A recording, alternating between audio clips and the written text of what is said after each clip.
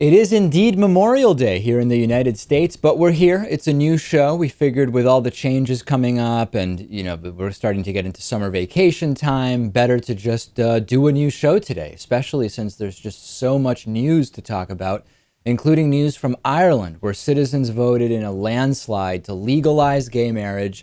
84% Catholic is the country of Ireland, and 62.1% of voters said yes to national legal gay marriage. Specifically, they voted to change the nation's constitution to define marriage as a union between two people regardless of their sex. More than 1.2 million Irish voters backed the yes side, fewer than 750,000 voting no. Only one of Ireland's 43 constituencies recorded a narrow no majority.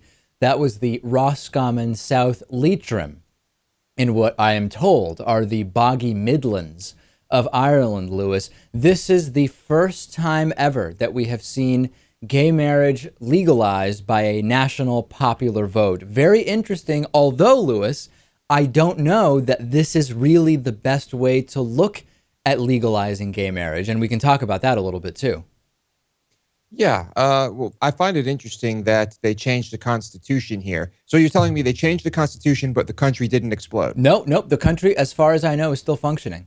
Okay, well, maybe we could do that here.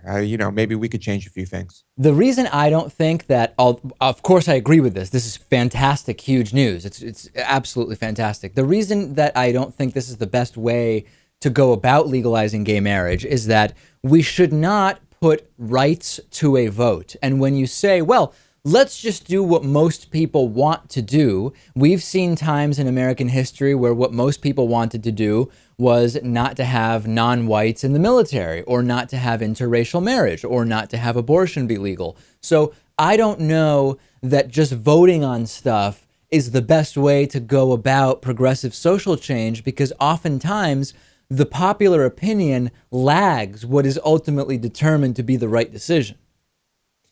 Yes, but I can see politicians liking this approach because regardless of the outcome, they can just sit back and say, hey, I had nothing to do with this. We put it to a vote. Absolutely. Certainly that's an issue. And with the context of Ireland in mind, voters first legalized divorce in Ireland by a very small margin back in 1995. And then now, 20 years later, we see an overwhelming victory, almost a landslide, for legalizing gay marriage. Abortion still outlawed in Ireland, maybe the next fight along the progressivization of the country. I saw a few people commenting in a Washington Post article about what happened in Ireland, saying, oh, I was planning to vacation in Ireland, but after this, I'm not giving them any of my money. There are plenty of countries that would be much more in line with anti-gay views, but I guess my advice would be bring body armor if you're going to vacation there, Lewis. Yeah, you could go to Iran, for example. You could go to Saudi Arabia, Afghanistan. I'm sure these places would love to have your tourism dollars. Oh, and don't kiss anybody in public either. You might end up in jail. That's certainly something to keep in mind. Don't even hold your wife's hand or put your arm around her.